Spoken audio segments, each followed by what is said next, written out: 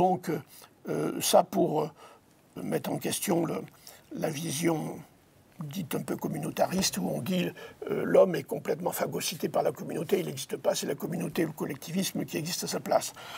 Oui, c'est possible que ça fonctionne comme cela, mais non, parce qu'au fond, c'est toujours l'homme et la personne humaine qui sont à l'origine des communautés. Donc, possibilité de changer de communauté et de participer à toutes sortes de communautés. Nous vivons des communautés de proximité, en commençant par famille, les gens qui sont autour de nous, etc., les différentes sphères, des communautés régionales, locales, des communautés nationales, des communautés multinationales, des communautés mondiales, etc. Nous sommes dans des ensembles communautaires complexes. Et les communautés, voir le monde comme un ensemble de communautés que nous faisons et dans lesquels nous sommes inscrits est effectivement un élément majeur de ce paradigme. Par exemple, pour le paradigme rationaliste, éventuellement celui des puissances, une population va se définir par des frontières. Il y a un dedans-dehors, où on est dedans, où on est dehors. Voilà. Et il faut mettre une limite, etc. Alors, une limite juridique ou une limite géographique ou n'importe comment, donc, c'est on en est ou on n'en est pas. Dans les communautés, c'est pas comme ça que ça se passe, puisqu'on est simultanément présent dans plusieurs communautés.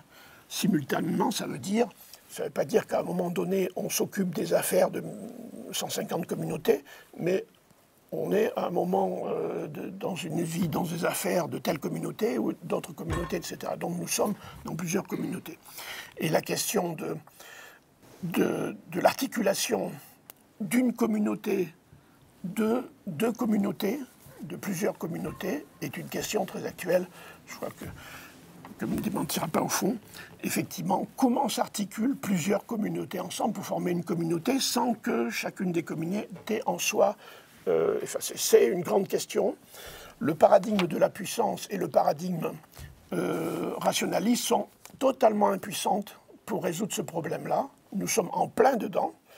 Et le paradigme systémique, je dirais botte en touche, comme ça, c'est le système, la loi de la nature, le système naturel qui régisse tout ça. Donc la question ne se pose pas. Donc les trois paradigmes précédents ne savent pas traiter cette question, et cette question est brûlante, elle a toujours été, c'est une question humaine, mais elle est brûlante. Nous sommes en crise et à ce lieu bascule où effectivement l'enjeu c'est est-ce que nous allons être capables de comprendre et de vivre un monde humain, de nature humaine, donc un monde communautaire, multicommunautaire, avec toute la complexité des communautés, de leur devenir, de leur progrès, etc.